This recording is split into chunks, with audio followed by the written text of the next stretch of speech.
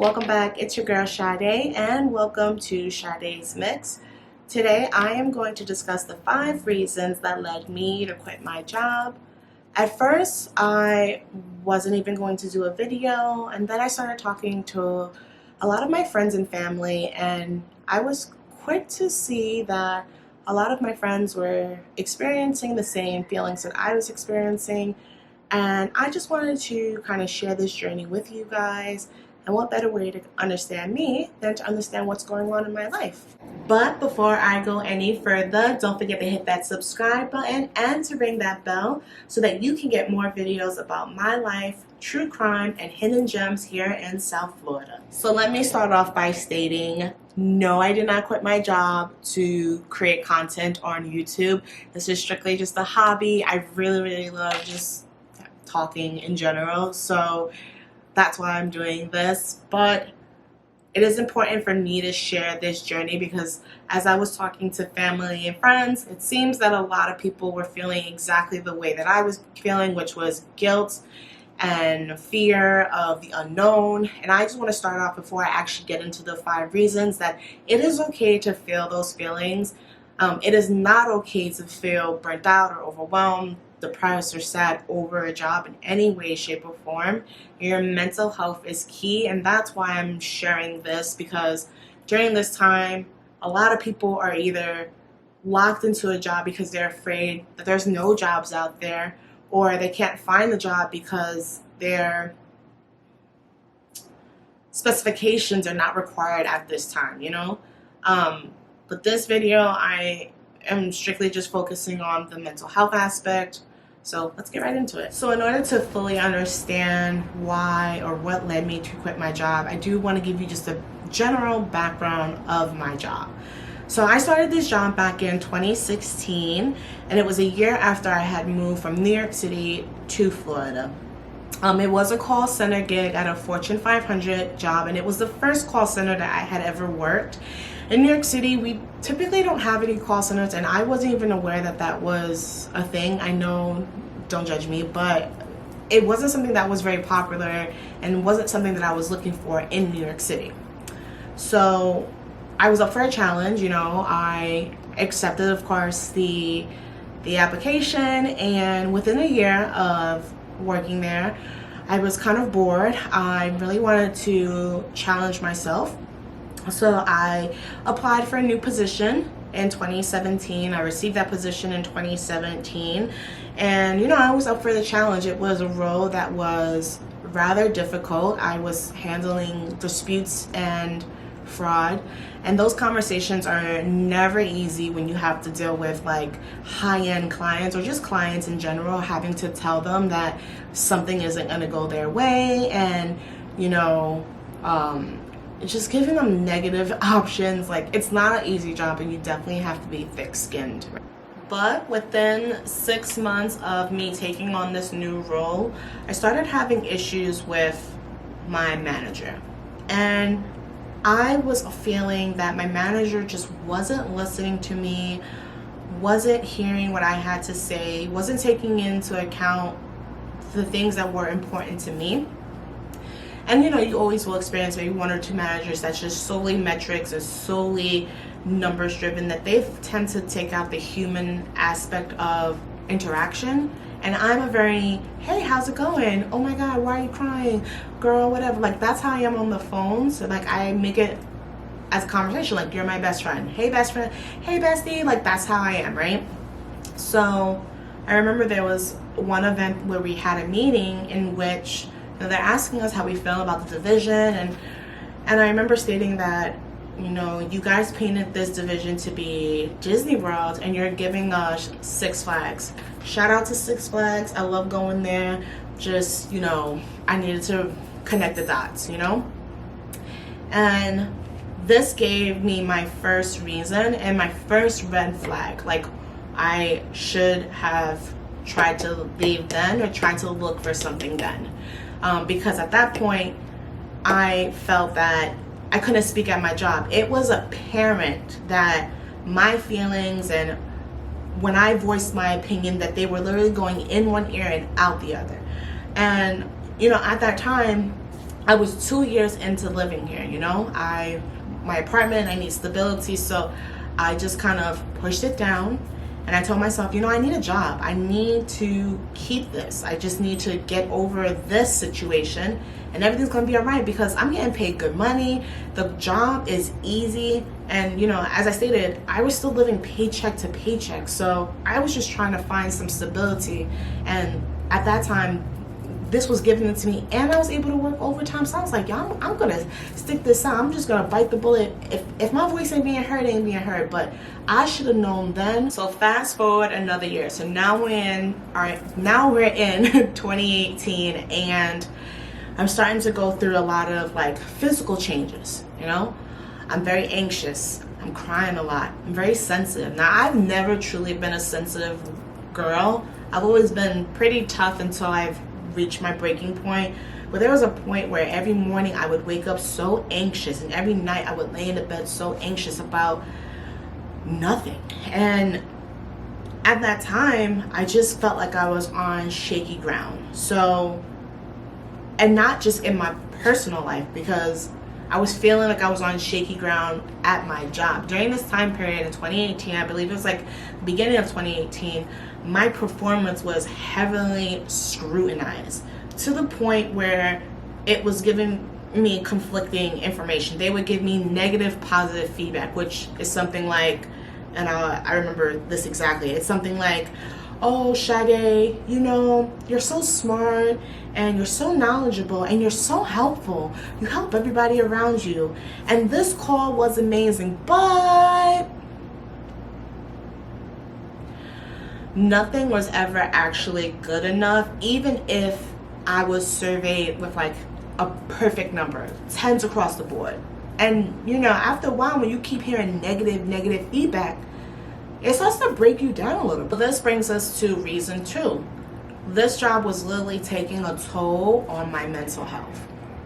And you know, as you may or may not know, I do have my bachelor's in psychology, and I'm also currently enrolled in my master's program for clinical mental health. So I knew the signs, and I decided that, you know, I wasn't going to leave this job because this job was technically an easy job, and I didn't want to feel like a failure. I didn't want to feel like a failure for leaving. I didn't want to feel like a failure for myself. And I was just thinking like, well, maybe it is just me. Maybe I just need to do and listen to them and just fine tune my craft, because overall I can say that I was a pretty decent rep, you know? I met standards or achieved standards or exceeded standards pretty much throughout all my rankings, you know? And after, you know, I started realizing that this job was mentally taking a toll on me, it quickly led me into reason number 3. And reason number 3 is when all you do when you're around your families and friends is that you vent about your job. And I kid you not, I used to call my friends, call my mom, and there'll be times where I'm just crying on the phone and I'm just asking them like, I don't know what I'm doing wrong, or I don't know what to do. Or I would tell them like, what job is going to pay me what this job is paying me? Like, how am I feeling so miserable about this easy job? And why is this job affecting me so much? You know, and I was just venting day in and day out. And it got to a point where people would stop listening, you know? People would stop listening to me complain. And then I realized that I needed to just action, but I was scared. I decided that, you know, the current role that I was in it wasn't in tune with my goals. You know, I'm going to school for clinical mental health. I want to help people, or if I can't help people during the phones, I want to be able to do research, data analytics. That's what I'm going to school for. That's what I want to do, you know? And the role that I was in provided no development, no real guidance, and I continued to stay alert for positions that, you know, that fit my niche, you know, fit what I wanted to do, but nothing seemed to fit. And that's what brought me to option 4, or reason 4, Reason 4 was I was overqualified, right? I was overqualified and underutilized. I was a good fit for the job at the time, you know, when I accepted the job. But overall, as time progressed, I realized where I wanted to be and where the job was going no longer aligned. You know, I wanted to make a difference, help, improve, teach, be a mentor, and we were going in a way that was no longer customer appreciation and focus and all of that. It was more this numbers driven focus, save us, save this company, you know, and it no longer aligned with my goals.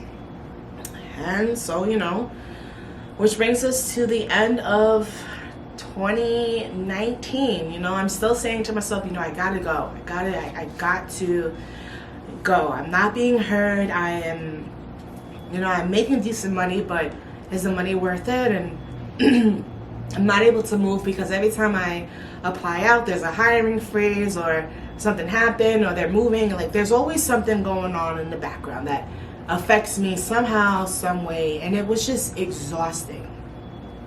But the last reason, reason number 5, which really should have been the first reason, but I needed to build up to that, was I hated going to work. You know, I stated as I woke up, I would feel sick. I was feeling sick. Sunday nights was the worst with me. I would experience panic attacks. I would have to take sleep meds. I was just over it. And then COVID hit and we transitioned home. And my home no longer felt secure, safe, my own. It was now consumed by this call center and I hated it. And I stayed there, you know, I just buckled in, sat. I remember driving to work on several occasions and I would sit in the parking lot and I would cry. Full blown tears, and I would pray. I felt like if I was to quit, I would be a disappointment to myself because who quits during a time like this?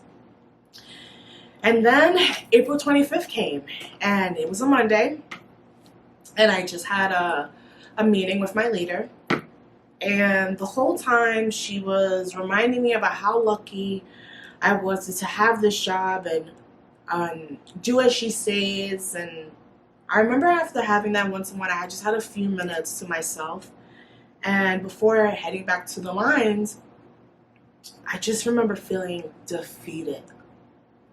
And I remember telling myself, I heard in the back of my head, like, you have to quit. Like, you have to quit. You're literally sitting here crying on the calls. You have to quit. So I called my mom and I called my best friend. Hey, best friend. And they both said the same thing. Sade, you have been saying for the last 4 years you're going to quit. This job is literally killing you. And I'm on the phone and I'm crying and I'm just thinking, like, what am I going to do? What about the future? You know, I have a little bit of money saved, but not enough, and blah, blah, blah. And I'm thinking about all the things that could go wrong. But the reality is, I don't know if any of that shit is going to happen. And I remember my mom was like on the phone. She was saying, I want you to sit down and I want you to type out your resignation letter and I want you to hit send. And I put my mom on speaker and I wrote, effective immediately, I'm resigning. And I sent it and I closed my laptop. You hear I'm about to start crying. I closed my laptop and I spent the next 2 days sleeping. I was in such shock and disbelief. But after those 2 days, when I woke up on Wednesday, after processing what I had done and what the future was going to hold, I had such a relief.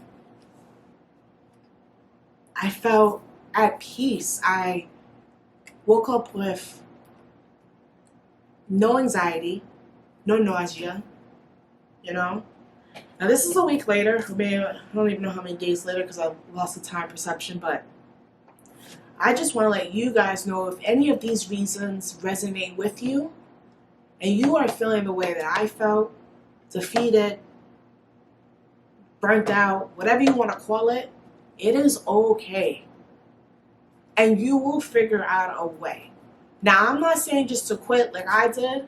I mean, I do have some sort of contingency plan. I still have school. I do have a couple of dollars saved so I can pay my rent and give myself time to heal. Because after going through that for the last 4 years, I kind of need to reset. So, if any of the 5 reasons that I discuss here resonates with you, just know that it's okay to feel scared and it's okay to feel guilty if you do it, but you don't owe it to anybody to stay in a job that's making you miserable. But you do owe it to yourself, not only for your physical health, but for your mental health, because this is a job, and just as I checked out on Monday, they're checking somebody in on Tuesday. So just follow your dreams. I'm still focused on school. I'm still going to do a lot of my certification now that I have time. I'm going to do YouTube content for you guys that are tuning in. And I will take you throughout this journey. And that's all I have for you guys today. The 5 reasons that led me to quit my job. It was definitely a long journey, and thank you guys for watching. Once again, don't forget to hit that subscribe button and look out for future videos. I will be seeing you guys later. Bye!